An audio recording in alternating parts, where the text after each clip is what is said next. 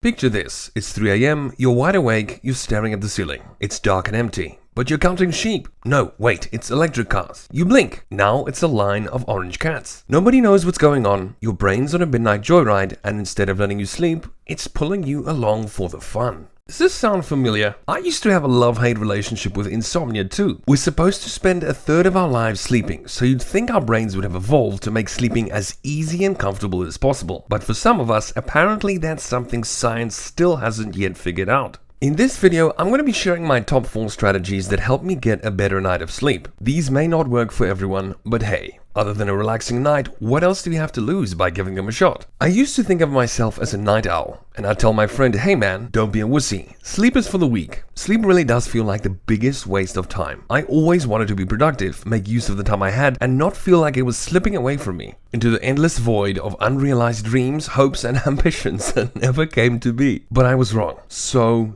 wrong. My wake-up call was swerving off the road and heavily grazing against a tree on the way home. Airbags went off, and my insurance were really mad at me for not having somebody else to blame for the crash. Something was gonna have to change. But how do you change your sleep? I mean, it's not like you can just flip a switch and bam, perfect sleep, right? Through trial and error, emphasis on the error, I figured out 4 strategies that help me go from zombie insomniac to koala sleep god. My first pro tip, turning your room into a sleep dungeon. And I don't mean sniffing incense or drinking liters of magic tea or praying to the gods Moloch and Baal. Definitely don't do that. I think it's kind of like your bedroom is the stage and you're the star of the show. The 4 biggest things I found were my pillows, the mattress, the temperature, and the lighting. When I was growing up, I had a really soft bed and pillows that I used to sink into like quicksand. I never really thought it was a problem until I slept over at a friend's house when I was 16. And his parents gave me a much harder bed, and I was like, holy crap, this is what my life has been missing. I don't know about you guys, but I tend to get kind of hot at night, so most of my life I've slept with a fan blowing on my legs. That's something I would definitely recommend as well. Lastly, you need to keep it as dark as possible. I have thick curtains, but you can always use a blackout mask if you need it. Moving on to pro tip number 2. Keeping the same sleep routine. Now I know what you're thinking, who the hell has time to remember routines? And I totally agree with you. But hear me out. The sleep mechanisms in your brain will only work properly if they know when to expect sleep. If you mess up their expectations, that's when jet lag happens. Think of your bedtime routine as a personal lullaby. It's not about warm milk and bedtime stories, unless that's your thing. No judgment here. It's about signaling to your body that it's time to log off. For me, the routine was as simple as this: a warm shower, a big mug of chamomile tea, and 20 minutes of reading. The more boring, the quicker you fall asleep. But let me tell you, it works like magic. The third strategy is breaking up with your partner.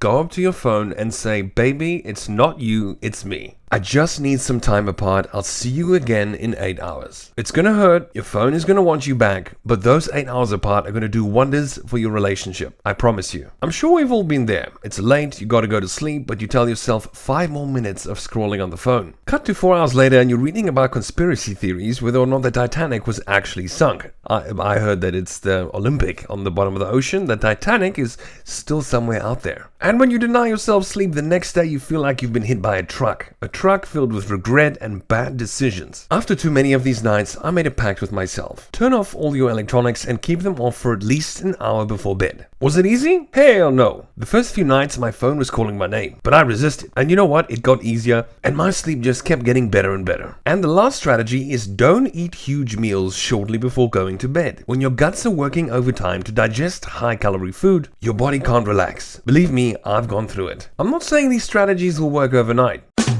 It takes time and patience, but stick with it and I promise you will see results. Good sleep isn't a luxury, it's a necessity. It's the foundation for everything else you do in your life. Work, relationships, and your health, they all suffer when you're running on empty sleep. Here's my challenge to you. Pick one of these strategies and try it out for a week. Just 1 week. And then come back and comment how it went. Did you sleep like a baby? Or a log? Or a baby log? Remember, the journey to better sleep is just that, a journey. There might be bumps along the way, but that's okay. Stick to the routine and good sleep will eventually come to you. If it doesn't, a doctor can prescribe you sleep pills to help get you started. Every step forward is progress, even if it's a sleepy, shuffling step. Before I sign off, here's one last thought. Be kind to yourself. Some nights, sleep will come easily. On others, it'll play hard to get. Thanks for tuning in, guys. If you enjoyed the video, don't forget to like, subscribe, all of that nonsense.